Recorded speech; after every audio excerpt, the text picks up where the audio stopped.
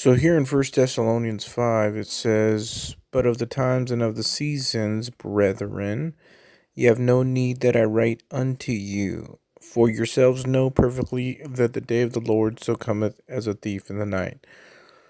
So the first thing we need to do is look up the word times and seasons.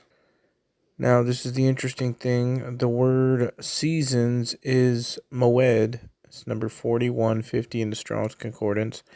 And it means appointed time or appointed feasts on the bottom, as you can see. And the word times is kairos, and it's just kind of general, means fitting season, season, opportunity, occasion, time. What Paul is saying is don't worry about all that, okay? And then he says this next. "For yourselves know perfectly that the day of the Lord so cometh as a thief in the night." And most people think, oh, that means that we have no idea when he's coming. That's not what that means. The term "a thief in the night" is called a Jewish idiom. And a Jewish idiom is like me saying, "see you later, alligator." It's metaphoric, and it's a saying, it's a term, and it means something. So the term "a thief in the night" means a new moon. You see, because when the new moon appears, it's like a thief in the night because nobody knows exactly when the sliver of the new moon will appear. So again, the new moons are for the new moons. So that's exactly what that means. So what is Paul saying? He's saying, don't worry about the feast days. He says, it's coming on a new moon.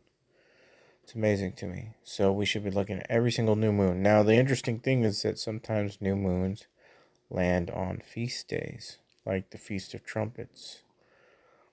And I think that it's going to be on the Feast of Trumpets either this year or next year. But we will see. So that's interesting that actually says that's what Paul is saying.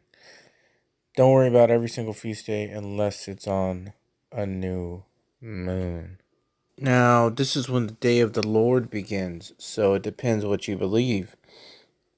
Do you believe that the rapture happens and then the day of the Lord immediately begins? So is this talking about the rapture, the new moon? I think it is.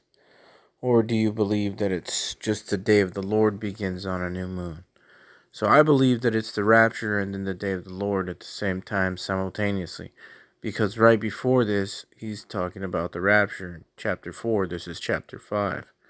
And it's the verses right before chapter 5 begins. So I believe that on a new moon, the rapture will happen. Right after that, the day of the Lord will proceed.